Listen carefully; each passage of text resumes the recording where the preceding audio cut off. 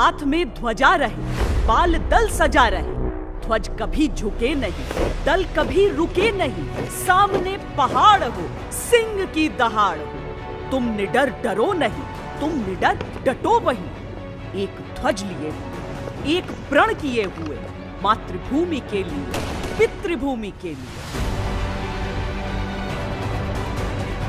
ये खून ही ऐसा है जिसमें वो शहादत की आग दिखाई देती है।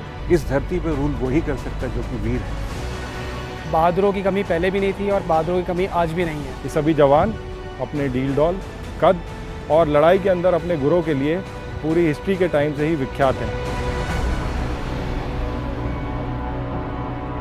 ये भी हमारे रेजिमेंट के लिए एक बड़े गर्व की बात है कि कारगिल युद्ध में पहली कामयाबी हमारे रेजिमेंट को मिली।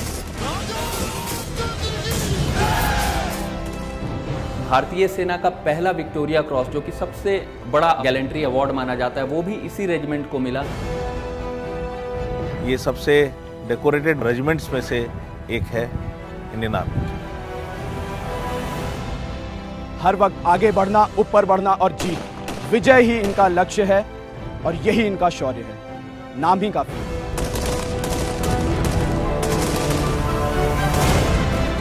राजपूताना राइफल्स जो है वो अपने आप में ही एक अलग पहचान है। ये इंडियन आर्मी की सबसे पुरानी राइफल रेजिमेंट के तौर पे है। तकरीबन 450 अवार्ड्स हमारे रेजिमेंट ने हासिल किए हैं, जिसमें एक पीवीसी, 3 अशोक चक्र, हमारे पास 10 महावीर चक्र है और 11 कीर्ति चक्र हैं। अपने दिल की गहराई से एक बार बोल के देखिए, द राजपूताना राइफल्स। आपका शरीर अंदर से झंझना के एक ऐसी चीज आपको महसूस होगी, अपने आप गर्व आता है।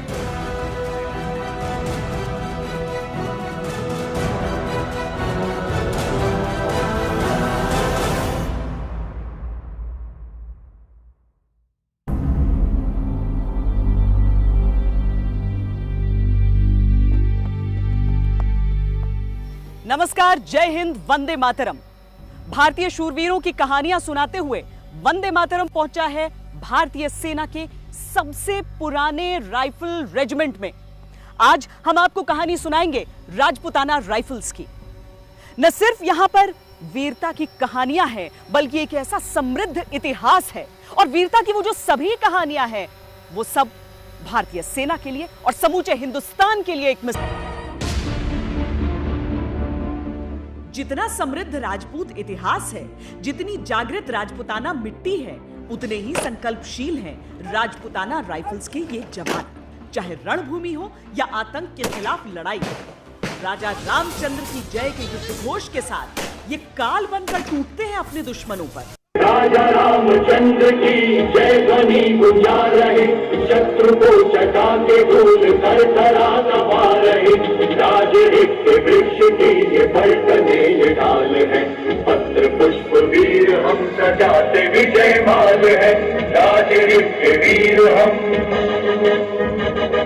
राजऋषि के वीर हम, काल के विकाल है। युद्ध भूमि पर अगर शौर्य दिखाने के लिए दिन रात परिश्रम करना होता है, पसीना बहाना होता है, तो अपनी धमक दिखाने के लिए भी कम परिश्रम नहीं करना होता। राजपथ की रौनक, राजरिफ की ये टुकड़ी अपने परेड के लिए किस तरह से अभ्यास करती है, वो भी बहुत दिलचस्प है। युद्ध काल में पराक्रम का सर्वोच्च पुरस्कार हो, आतंक के खिलाफ लड़ाई में शांतिकाल का अशोक चक्र हो, वीरता का हर तमगा राजपूताना राइफल्स के पास है। राजपूताना राइफल्स का काफ़ी गौरवशाली इतिहास रहा है। ये रेजिमेंट 1775 में खड़ी हुई थी और आज भी बहादुरों की कमी पहले भी नहीं थी और बहादुरों की कमी आज भी नहीं है। रेजिमेंट ने world war 1, world war 2 and post independence, आज़ादी के बाद काफ़ी जगह अपना योगदान दिया है। जैसे कि आप 1962 की लड़ाई में, 1965 की लड़ाई में, कारगिल युद्ध, जो कि एक बहुत बड़ा एक हिस्ट्री है हमारे रेजिमेंट की, जो टोलोलिंग पे पहाड़ी पे जो कैप्चर हुआ था, वो सबसे पहले हमारी रेजिमेंट की 2 राजरिफ ने किया था। तो ये जो राजपूताना इतिहास है, राजपूताना राइफल्स का जो इतिहास है, वो काफ़ी बड़ा रहा है और हम लोग बहुत प्राइड महसूस करते हैं। लेकिन वीरता है तो वीरता के बारे में देश को, दुनिया को बताना भी आवश्यक है। राजपथ पर गणतंत्र दिवस परेड भारतीयता का जश्न होता है, एक ऐसे पर्व का जश्न जहां उल्लास नियमबद्ध सही भावनाएं अविरल होती है।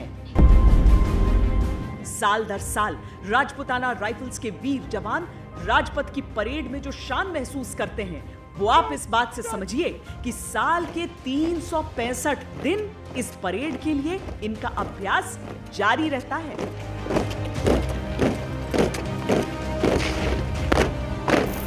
यानी आम कामकाज के अलावा रोज के शारीरिक अभ्यास के साथ जो टुकड़ी रिपब्लिक डे परेड के लिए चयनित है, उसे नियमित अभ्यास करना होता है।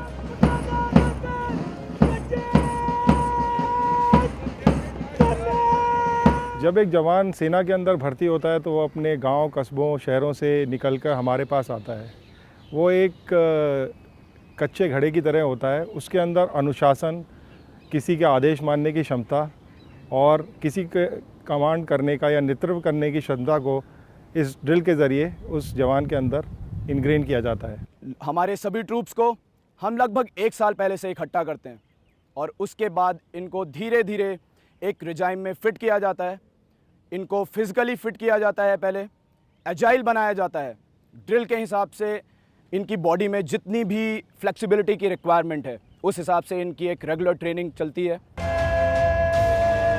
यहाँ अगले गणतंत्र दिवस के लिए जिस मार्चिंग कंटिंजेंट को तैयार किया जा रहा है, उसमें सभी जवान एक ही लंबाई के हैं। इस टुकड़ी का हिस्सा बनने के लिए हाइट 6 फीट से ऊपर ही चाहिए। हर ट्रूप्स अलग अलग जगह से आया हुआ है, अलग अलग बटालियंस का हिस्सा है, लेकिन जब वो सेंट्रली यहाँ रेजिमेंटल सेंटर में इकट्ठा होता है तो उसकी ट्रेनिंग के लिए कई तरह से उसको तैयार करना पड़ता है। धीरे धीरे इनकी बॉडी बेयरिंग से लेके इनकी फिजिकल स्ट्रेंथ, इनके लुक्स, इनके हाव भाव, हर एक चीज़ पे काम किया जाता है।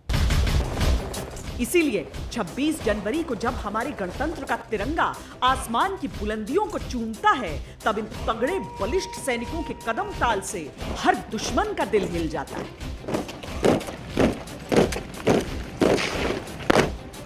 गणतंत्र दिवस परेड के लिए इतने गंभीर अभ्यास के कारण ही कई बार राजपुताना राइफल्स की इस टुकड़ी ने सर्वश्रेष्ठ मार्चिंग कंटिंजेंट का अवार्ड भी जीता है।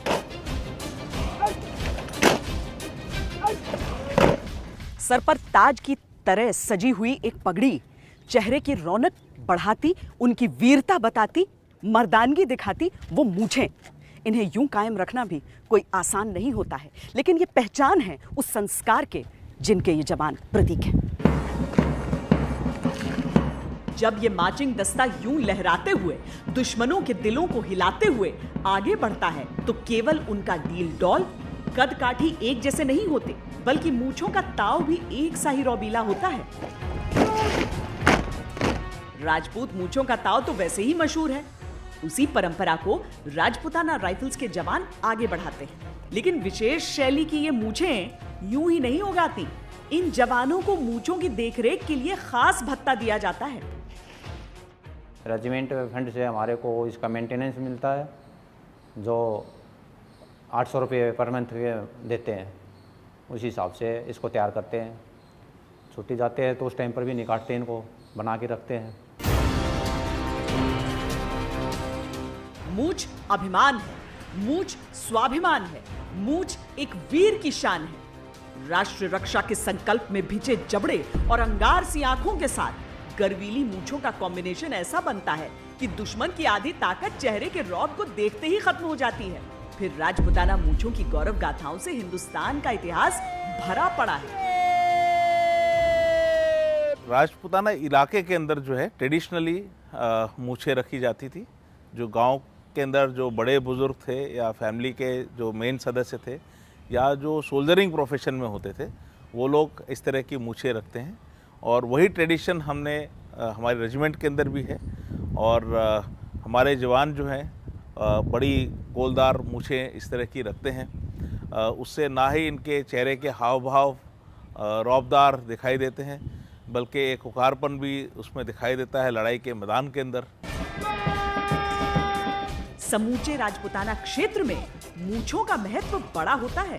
सेना के संदर्भ में समझने के लिए इसे जाति धर्म से परे समझना होगा।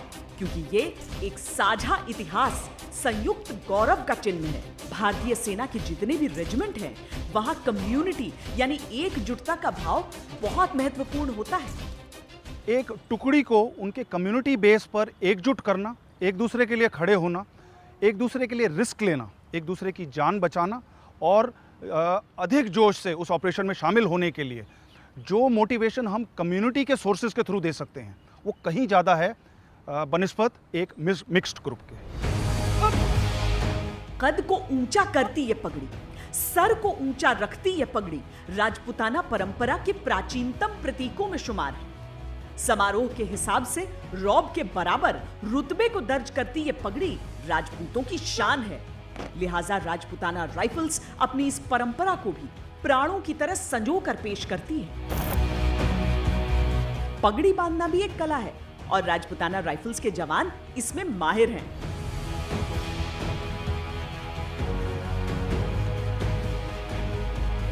राजपूताना राइफल्स के विश्व प्रसिद्ध संग्रहालय में इनके नमूने भी संजो कर रखे गए हैं। राजपूताना राइफल्स का ये जो संग्रहालय है वो अपने आप में एक बहुत लंबी कहानी कहता है। जितना लंबा इस रेजिमेंट का इतिहास है, उतनी ही लंबी कहानियां हर तरफ बिखरी पड़ी आपको नजर आएंगी। पहले विश्व युद्ध, दूसरे विश्व युद्ध में जिस तरीके से चीजें कैप्चर की गई अपने दुश्मनों से, ये एक कैप्चर्ड सैमुराई सोर्ड यहां पर रखा हुआ है, जापान का मोटार गन यहां पर रखा हुआ है, इस तरह की तमाम चीजें, बैटल ऑनर्स, थिएटर ऑनर्स और जितने भी बहादुरी पदक विजेता हैं, उन सब के सम्मान में कोई न कोई एक कोना यहां पर जरूर डेडिकेट किया गया है। यहां तक कि जो मिलिट्री एक्सपर्ट्स हैं, उनका मानना है कि जो लंदन स्थित इंपीरियल वॉर म्यूजियम है, उसके समकक्ष यह संग्रहालय खड़ा किया जा सकता है। बहादुरी की मिसाल ऐसी कि इस रेजिमेंट को 6 विक्टोरिया क्रॉस से नवाजा गया। इसमें 4 अवार्ड ब्रिटिश अफसरों के थे और 2 भारतीयों के, सूबेदार रीचपाल राम और कंपनी हवलदार मेजर छेलू राम। पहला विक्टोरिया क्रॉस जो भारतीय लोगों को मिला, उन दोनों भारतीयों को तो देते नहीं थे, सिर्फ ब्रिटिशर्स को देते थे। ये तो पहली वर्ल्ड वॉर में फिर उन्होंने सिस्टम चेंज किया, कॉमनवेल्थ कंट्रीज़ को भी देने लगे। तो पहला जो विक्टोरिया क्रॉस था वो राजपूताना राइफल्स को मिला। हमारे रेजिमेंट को टोटल 6 विक्टोरिया क्रॉस में, जिसमें कंपनी हवलदार मेजर छेलू राम की आप फ़ोटो देख रहे हैं इधर मेरे साइड में, ये उनको मरणोपरांत मिला था और वाइस रॉय ने खुद प्रेजेंट किया था। तो फोटो में उनका बेटा, उनकी पत्नी और उनके पिता हैं जिन्होंने ये मेडल रिसीव किया था। हाँ, 2 विश्व युद्ध में लड़ते हुए रेजिमेंट के हजारों सैनिक शहीद हो गए थे, लेकिन वीरता की एक एक कहानी यहां इस संग्रहालय में संजो कर रखी गई है। यहां इतिहास से लेकर वर्तमान तक की निशानियां हैं। सेना की एक शानदार परंपरा होती है, जिस दुश्मन को हराते हैं उसकी बंदूकें, झंडे वगैरह विजय की निशानी के तौर पर संभाल कर रखे जाते हैं। यहां विश्व युद्ध में जापान के कैप्चर्ड बंदूकें हैं, तो आजादी के बाद पाकिस्तान को पीटकर हासिल किए गए निशान भी, यहां तक कि आतंक निरोधी ऑपरेशन के बाद की रिकवरी भी बड़े शान से डिस्प्ले पर है। ये पूरा सेक्शन सीआई ऑपरेशंस और यूएन ऑपरेशंस में राजरिफ की बटालियनों द्वारा काम किए गए चीज़ों को दर्शाता है। आज के दिन राजरिफ की 4 बटालियनें जो राष्ट्रीय राइफल के तौर पे हैं वो ऑपरेट कर रही हैं। इसके अलावा रेगुलर बटालियंस भी ऑपरेट करते रहती हैं। जो आप अभी देख रहे हैं ये एक हिजबुल मुजाहिदीन जो एक आतंकवादी संगठन है उसका कैप्चर्ड फ्लैग है।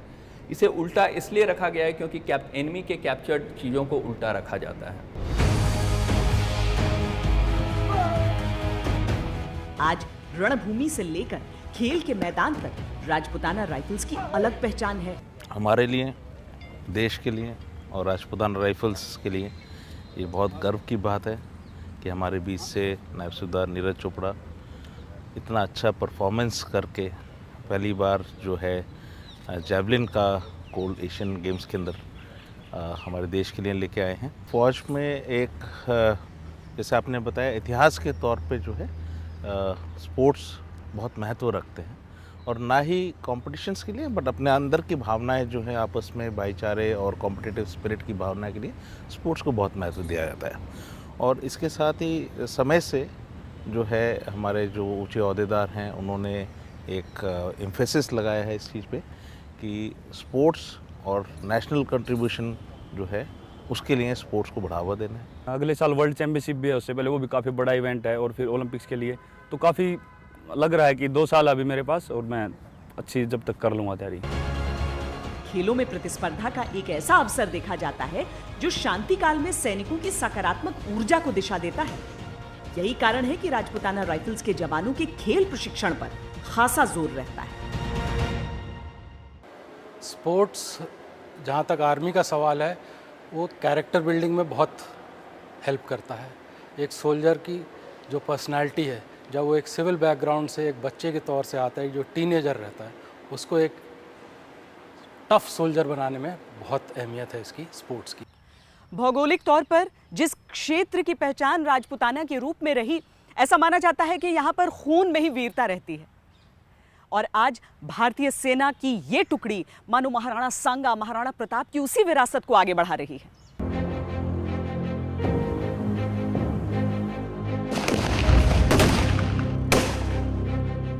युग बीते, शताब्दियां बदली, लेकिन वीरता और बलिदान की राजपुताना परंपरा अब भी कायम है। वीरता किसी को विरासत में मिली हो तो मिली हो, लेकिन राजपुताना गौरव ने उसे अपने शौर्य से अर्जित किया है। वर्तमान में गोलियों से दुश्मनों की छाती छलनी करती बंदूकें हो, रण के तौर तरीके बदल गए हैं, लेकिन वीरता और बलिदान की जो परंपरा कल थी वही आज भी है। तो एंड्योरेंस बहुत है इनकी, जाके लंबा युद्ध लड़ना पड़े, खाना पीना कम मिले, फिर भी वो लड़ सकते थे। जो उनका कमांडर होता है, जो उनका लीडर होता है, उसके प्रति बहुत ज्यादा निष्ठावान और वफादार होते हैं। निष्ठा ऐसी होती है कि वो बिल्कुल भी नहीं सोचेंगे उसके लिए अपनी जान देना, एक सेकंड भी नहीं सोचेंगे, और ये आज तक कायम है। मौजूदा स्वरूप राजपुताना राइफल्स के रूप में सामने है और जय घोष है, राजा रामचंद्र की, राजा रामचंद्र की, राजा रामचंद्र की। सदियां बीत गईं, स्वरूप बदल गया, लेकिन अपने नाम का मान ये आज भी रखते हैं। पराक्रम वही का वही है। आज के लिए इतना ही। कैमरा पर्सन अमित कुमार, दिनेश लाल, साथ ही मोहम्मद अनस जुबैर के साथ मुझे दीजिए इजाजत। वंदे मातरम। अगर आपको हमारा ये वीडियो पसंद आया है तो आप भारत तक को सब्सक्राइब कर सकते हैं। साथ ही लाइक कीजिए हमारे वीडियोस और शेयर कीजिए।